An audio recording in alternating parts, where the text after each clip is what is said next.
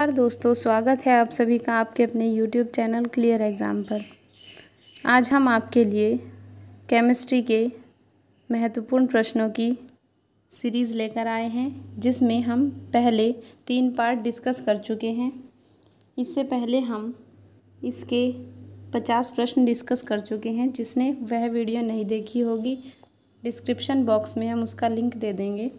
यह वीडियो उन सभी प्रतियोगी परीक्षाओं के लिए इम्पोर्टेंट होगी जिनमें साइंस के महत्वपूर्ण प्रश्न पूछे जाते हैं। जैसे यूपी जूनियर एडेड एग्ज़ाम के लिए बहुत उपयोगी है, UP TGT exam, UP GIC exam और सभी साइंस लेक्चरर के एग्ज़ाम में उपयोगी है। चलिए बढ़ते हैं अपने पहले प्रश्न की ओर। पहला प्रश्न है, पारा ही केवल एक ऐसी धातु है जो 0 डिग्री सेल्सियस पर भी द्रव बनी रहती है। इसका कारण है, पारा 0 डिग्री सेल्सियस पर भी द्रव बनी रहती है। ऐसा क्यों है? क्योंकि पारे के पास उच्च आयनन ऊर्जा और क्षीण धात्विक बंध होता है। मतलब जो पारे की आयनन ऊर्जा होती है वो बहुत ज़्यादा होती है और धात्विक बंध बहुत कमज़ोर होता है, इसलिए पारा 0 डिग्री सेल्सियस पर भी द्रव बना रहता है। ऑप्शन नंबर बी हमारा करेक्ट होगा।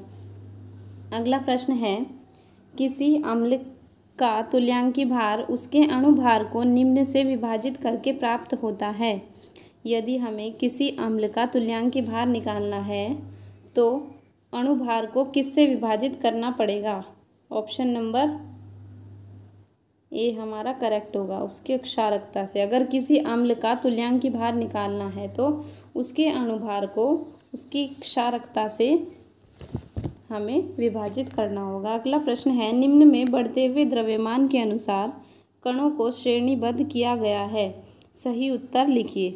अर्थात प्रोटॉन, इलेक्ट्रॉन, अल्फा, हाइड्रोजन परमाणु, इन सभी में हमें बताना है कि द्रव्यमान के बढ़ते हुए क्रम को कौन सा श्रेणीबद्ध किया गया है। तो ऑप्शन नंबर, यदि हम देखें तो सबसे ज़्यादा द्रव्यमान किनका होता है?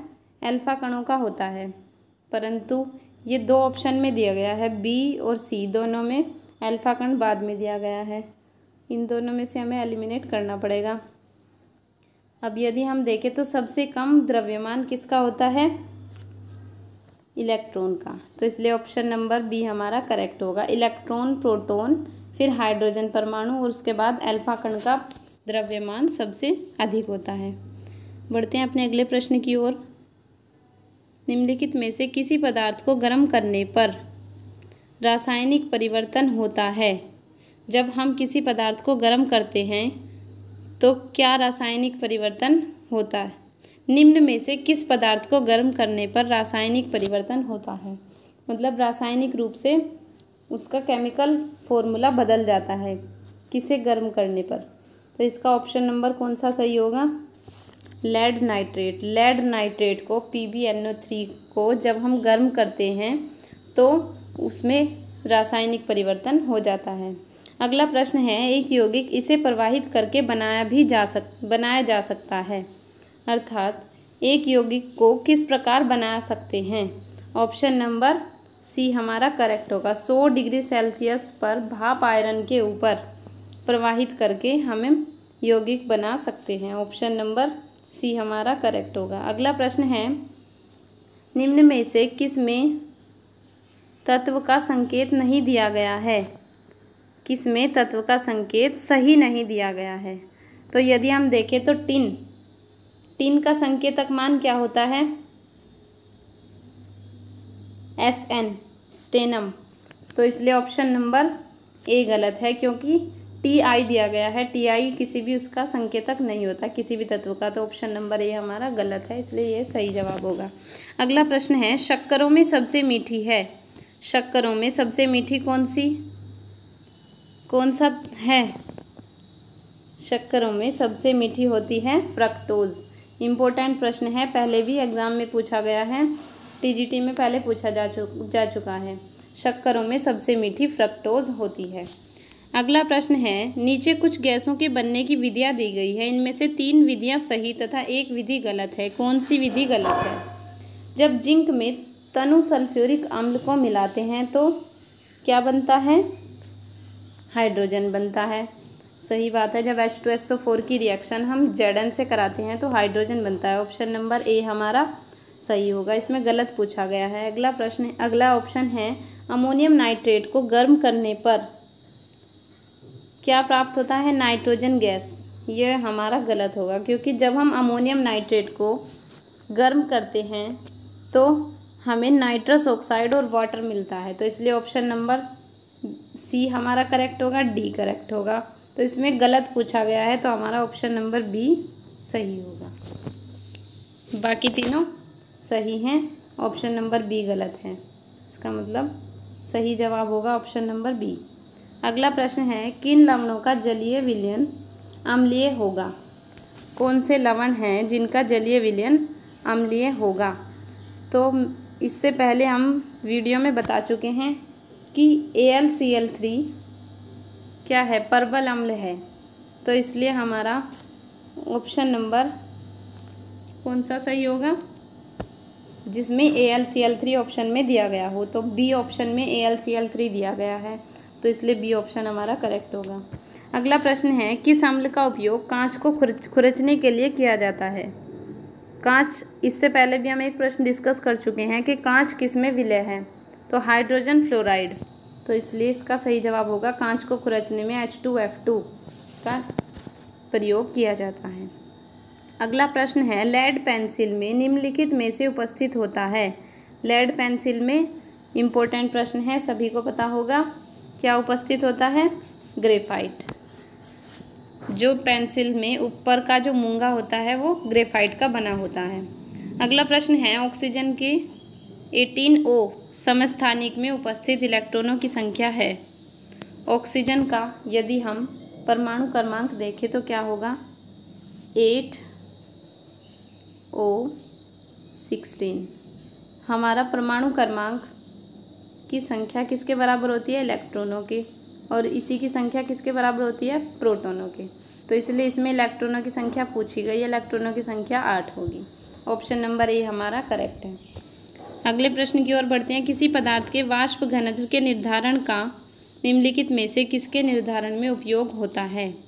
अगर हमें किसी पदार्थ के वाष्प घनत्व का निर्धारण करना है तो उसका अणुभार उपयोगी होगा। अगला प्रश्न है ऑक्जेलिक अम्ल में कार्बन की संयोजकता है। कार्बन की संयोजकता सभी को पता होगा। कार्बन के पास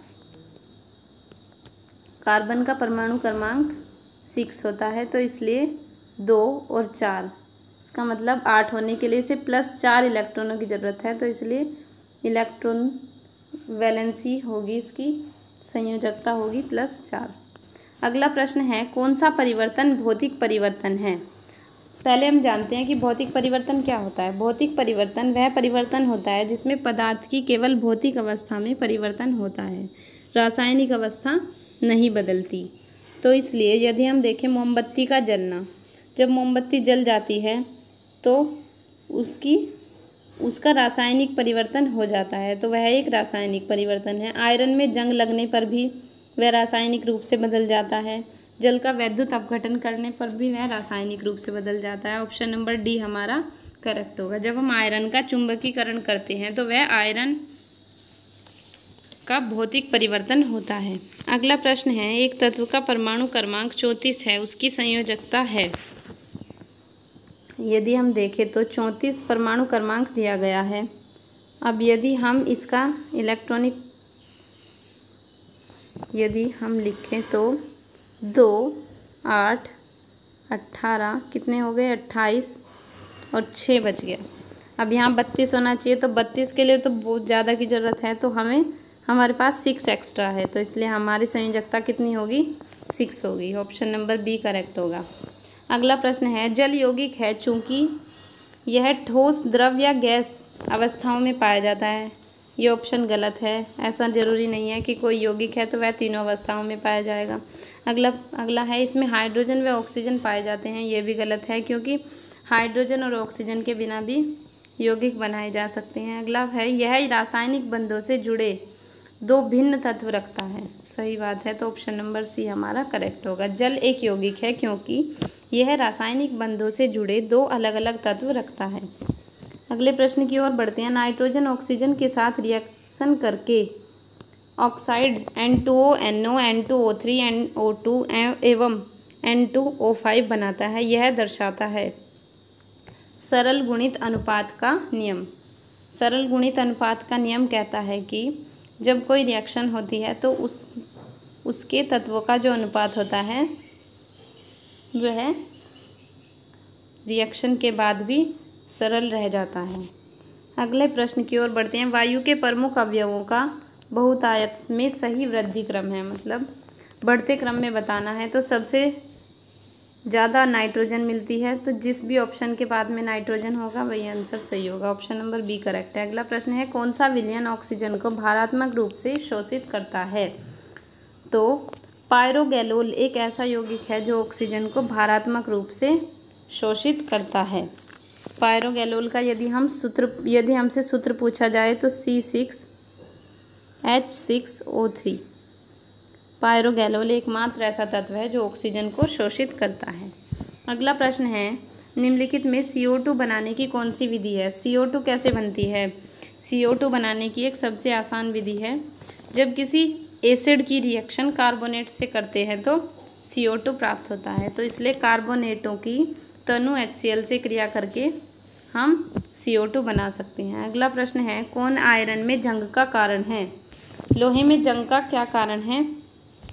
जब लोहा नमी वाली हवा में ऑक्सीजन से रिएक्शन करता है तो भूरे लाल रंग की परत उस पर चढ़ जाती है, जिसे आयरन ऑक्साइड कहते हैं। तो इसका मतलब क्या है कि ऑक्सीजन से क्रिया करता है। ऑप्शन नंबर 3 हमारा सही होगा। और ऑक्सीकरण होता है आयरन का, तो इसलिए ऑप्शन नंबर ए करेक्ट होगा। 1 और 3 जिसमें भी होंगे वही हमारा सही आंसर होगा। अगले प्रश्न की ओर बढ़ते हैं। अगला प्रश्न है, निम्नलिखित में से कौन ऑक्सीजन में जलकर अम्लीय ऑक्साइड बनाता है? इम्पोर्टेंट प्रश्न है, पूछे जाने लायक है। कौन ऑक्सीजन में जलकर अम्लीय ऑक्साइड बनाता है? तो कौन बनाता है अम्लीय ऑक्साइड? फास्फोरस। जब फास्फोरस ऑक्सीजन के साथ रिएक्शन करता है तो वह कई प्रकार के ऑक्सीजन बनाता है, जैसे P4O6, P4O10। इस प्रकार से यह अम्लीय ऑक्साइड बनाता है। अगला प्रश्न है, हीरा और ग्रेफाइट निम्नलिखित में से समानता रखते हैं। हीरा और ग्रेफाइट में क्या समानता है? दोनों के केवल परमाणु भार समान हैं, बाकी कुछ भी समानता नहीं है। यदि हम अंतर देखें तो हीरा विद्युत और ऊष्मा का कुचालक है, जबकि ग्रेफाइट सुचालक है। क्रिस्टलीय संरचना दोनों की अलग है, वैद्युत चालकता अलग है, घनत्व अलग है, परंतु परमाणु भार समान है। इम्पोर्टेंट प्रश्न है। अगला प्रश्न है, निम्न को सुमेलित करें। सही उत्तर कोड के द्वारा उत्तर दो। अब यदि हम देखें तो सिल्वर का प्रतीक सिंबल क्या होता है? सिल्वर का, चांदी का क्या होता है? Ag। तो A का 2 होना चाहिए। A का 2 केवल B ऑप्शन में है। यदि एलिमिनेट करें तो B हमारा करेक्ट होगा।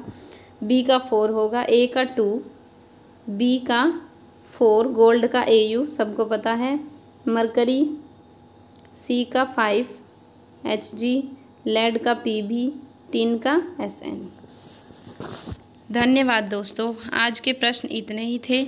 आगे की वीडियो देखने के लिए हमारे चैनल को लाइक, शेयर और सब्सक्राइब जरूर करें और बेल आइकन को जरूर प्रेस करें। धन्यवाद।